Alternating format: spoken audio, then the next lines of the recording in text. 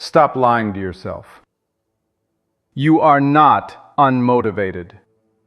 You are not burned out. You are not too busy. You are disobedient to your own commands. Because every day you give yourself an order and your mind replies no. And you accept it like a weak manager accepting excuses from an employee who's robbing the company. If your mind doesn't obey you, your life will never obey you. So today, I'm going to give you a system that turns your mind into a trained weapon, a mind that moves when you say move, stops when you say stop, and executes when you say execute, without negotiation, without drama, without waiting to feel ready. But I need you to understand something first. This video is not self-help. This is self-command. And if you do this right, the next 6 months will feel like you became a different man. Not because the world changed, but because you finally became the authority in your own head. And yes, this comes from a 17th century samurai, Miyamoto Musashi. Not because we're romanticizing swords, but because he solved the one problem that ruins modern men: internal rebellion. If you're ready to stop negotiating with your own weakness, subscribe, like the video, and comment the #1 way your mind disobeys you.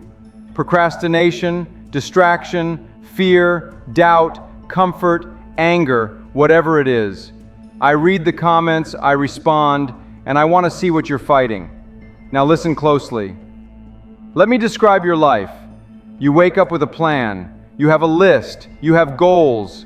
You have that moment in the morning where you believe you're about to become the man you respect. Then your mind speaks. Not today. Later. After one more scroll. After breakfast.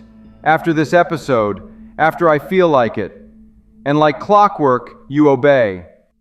That's the part nobody wants to admit. You are not controlled by your schedule. You are controlled by the last impulse that spoke the loudest. You keep calling it lack of discipline. But discipline is not the root problem. The root problem is that your mind has learned it can veto you. Your mind is like a spoiled child who realized your no isn't real. So it screams, you fold. And every time you fold, you train it. You are training disobedience every day. You set an alarm, then you negotiate. You decide to work, then you stall. You decide to stop a bad habit, then you reward yourself with the habit. That's not failure, that's conditioning. And the longer you do it, the more your mind becomes the master, and you become the servant. There was a software engineer named David, 35, smart, capable. On paper, he had everything he needed. But every morning he lost the same fight. Alarm at 6 a.m., workout planned, meals prepped, motivation high the night before. Then the alarm rings, and his mind says, no. Not maybe, not let's talk, just no. And David, watching himself like a passenger in his own body, turns off the alarm and goes back to sleep. At work, he sits down to focus. His mind says, check your phone. He checks. At night, he decides to read. His mind says, Netflix. He watches. Day after day, David's decisions were overridden by impulses. And the worst part was the awareness. He could feel the moment he surrendered. One Tuesday, he woke up at 9 a.m., late, sweaty with shame. And he thought the sentence that finally broke him, I'm not in control of my own mind. My mind controls me. That night he searched, how do you make your mind obey you? And that search led him to Musashi. Musashi's foundation was simple. You are not your mind, you are the master of it. Most people live as if they are their mind. Every thought feels like truth. Every craving feels like identity. Every emotion feels like a command. Musashi rejected that. He treated the mind like a tool, and tools get trained. He called it Kokoro no Shihai, mastery of the heart-mind. Here's what that means in modern language. You stop asking, you start commanding. Not I should probably, not maybe I'll, not I'll try. You speak like a commander. No, now, do it, move. And when the mind rebels, you do not negotiate. You hold the line. David tested it immediately. His mind said, "Check your phone." Normally he would bargain, "Just 1 minute." This time he said, "No, we're working." His body tensed. His brain searched for an escape. He felt discomfort rising like a wave, and he stayed. 10 seconds, 20, 30. Then the impulse weakened, then it faded. For the first time in his life, David experienced something rare: authority. Not motivation, authority. And that's when he realized the truth. He wasn't broken, he was untrained. Most men think discipline is about forcing yourself. That's why they keep losing. Because forcing is a war, and wars exhaust you. Musashi didn't build a war, he built a chain of command. A chain of command means when the order is given, execution follows. Not because you feel like it, because it's law. Willpower is the emergency fuel. Command is the engine. If you rely on willpower, you'll only win on good days. If you build command, you win on normal days. And normal days are where your life is built.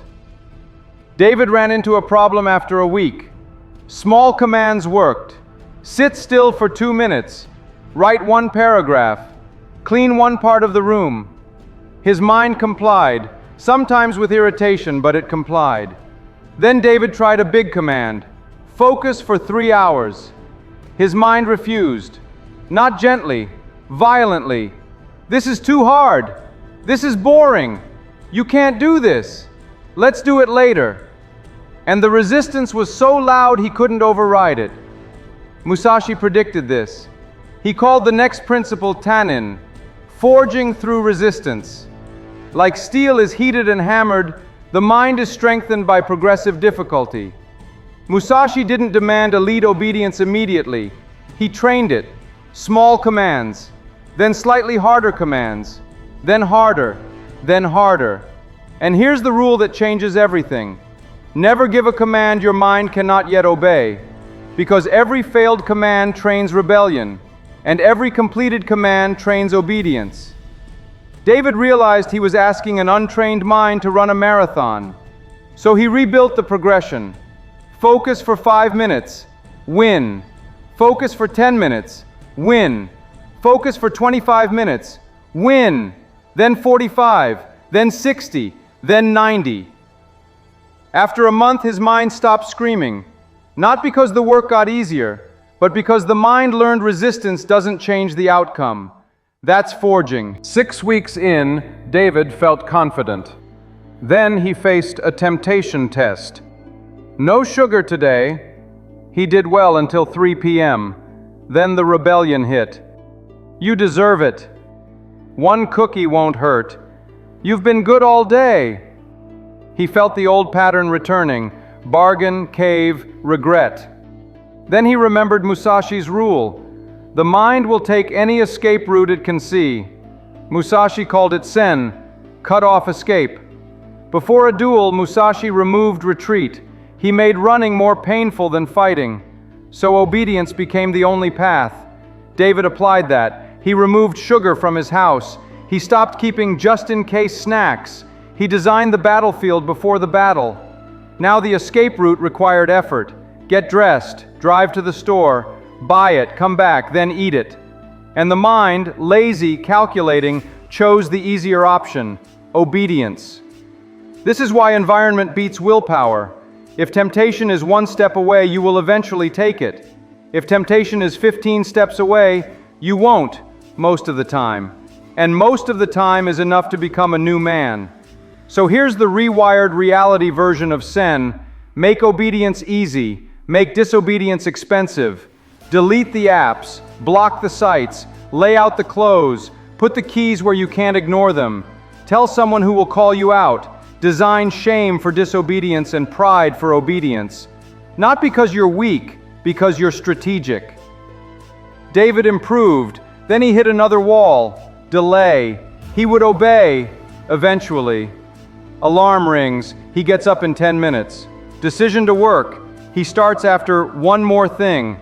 Decision to stop. He stops after one more bite. Musashi considered that disobedience, because delay reopens the decision.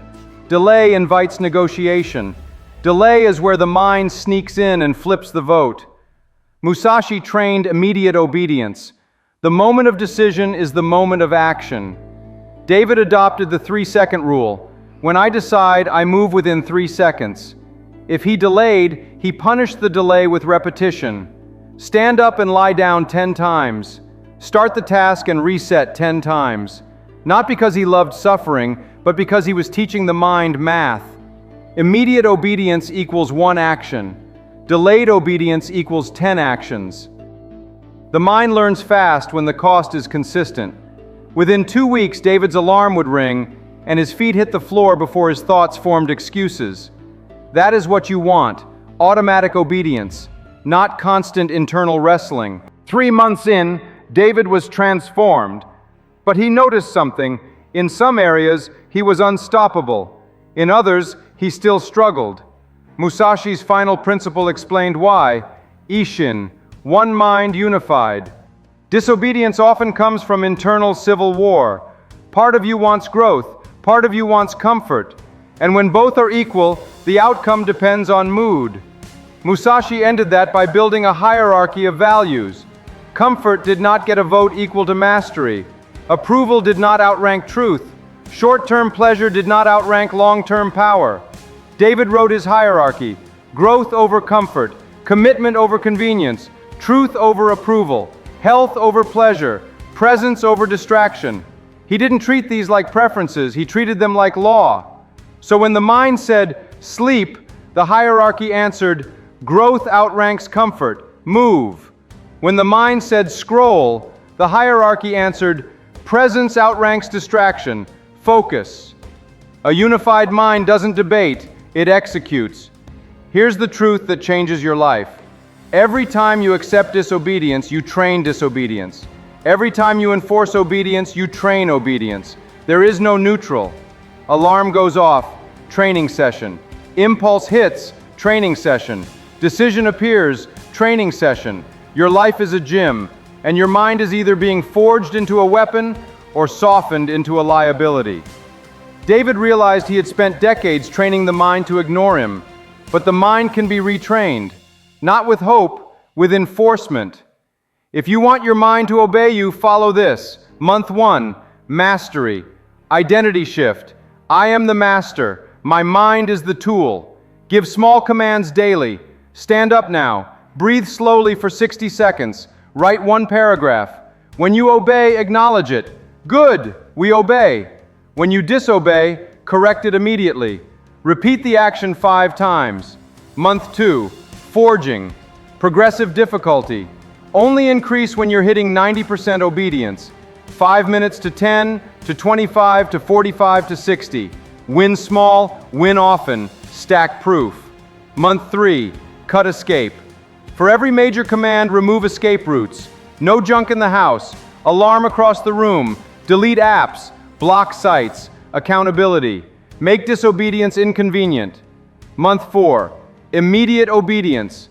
3-second rule, decide, move. If you delay, repeat 10 times. You are training speed of execution. Month 5, unify values. Write your hierarchy, memorize it, live it. When conflict appears, hierarchy answers, no debate. Month 6, reinforcement. Consistency beats intensity. You don't need perfect days, you need non-negotiable standards. Do this for 6 months and you won't feel disciplined. You'll feel commanded by the best part of you. Imagine waking up when you decide, not when your mood allows. Imagine focusing when you decide, not when distraction gets bored. Imagine stopping a habit the moment you decide. No bargaining, no relapse, just because. That's not superhuman, that's trained. Your friends will call you intense. Your family will say you changed. People who live in comfort will feel threatened by your standards. Let them. Because the truth is, a man with self-command becomes dangerous in every area of life. Money changes, body changes, confidence changes, marriage changes. Because you're no longer a man who means well, you're a man who executes. If this video hit you, Don't comment, "Great video." Comment your first command. Write it like this: "My mind will obey when I command." Make it specific. Wake up at 6 a.m. Start my work within 3 seconds. Gym at 7 p.m., no excuses. No social media until 12. Public commitment removes escape, and removing escape is where obedience begins. Remember, you are not fighting your mind, you are training it. And training works when you stop negotiating. Now go command your life.